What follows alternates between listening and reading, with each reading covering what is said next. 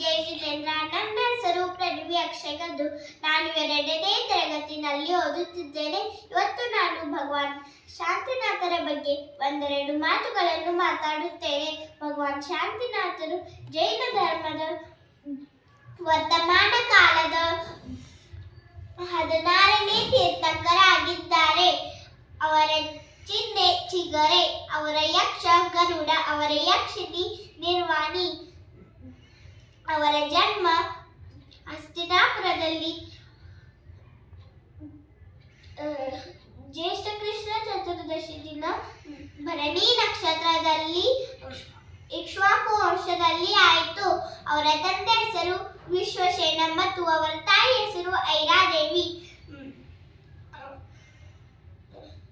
ಅವರ ಎತ್ತರ 40 ಧನುಷ್ಯ. ಅವರ ಆಯಸ್ಸು 1,00,000 ವರ್ಷ.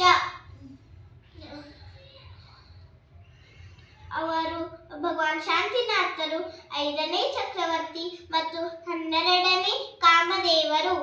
ಆದ್ದರಿಂದ ಅವರನ್ನು ಪಂಚಮ ಚಕ್ರವರ್ತಿ ಎಂದು ಕರೆಯುತ್ತಾರೆ. ದೇವೇಂದ್ರನು ಈ ಬಾಲಕನು ಮುಂದೆ ಧರ್ಮೋಪದೇಶದಿಂದ ಸಂಸಾರ ಪ್ರಾಣಿಗಳ ದುಃಖವನ್ನು ಶಾಂತಿ ಮಾಡುವವ ಎಂದು ಭಾವಿಸಿ ಅವನಿಗೆ ಶಾಂತಿನಾಥ ಎಂಬ ಹೆಸರು ಇಟ್ಟರು. ಅವರು ಶಾಂತಿ, ಅಹಿಂಸೆ, ಕರುಣೆ ಮತ್ತು ಅನುಶಾಸನದ ಗುರುವಾಗಿದ್ದರು. ಒಂದು ದಿನ ಚಕ್ರವರ್ತಿಯು ಪನ್ನೀರಿನಿಂದ ಸ್ನಾನವನ್ನು ಮಾಡಿ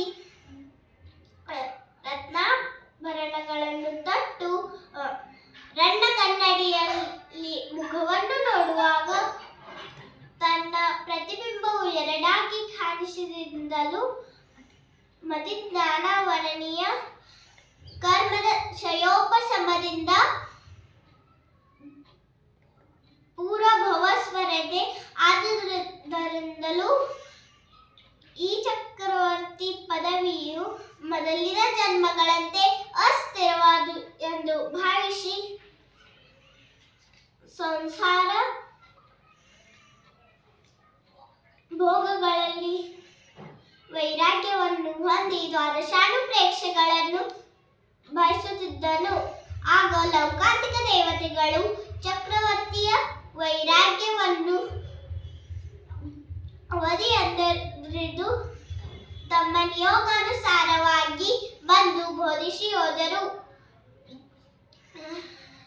ಚಕ್ರವರ್ತಿಯು ದೀಕ್ಷೆಗೆ ಸನ್ನದ್ಧರಾಗಲು ಅವರೊಡನೆ 1000 ಮಂದಿ ರಾಜರುಗಳು ದೀಕ್ಷೆಗೆ ಸಿದ್ಧರಾದರು.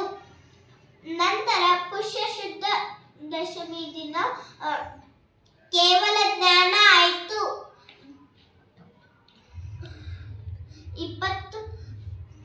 25,000 ವರ್ಷಗಳವರೆಗೆ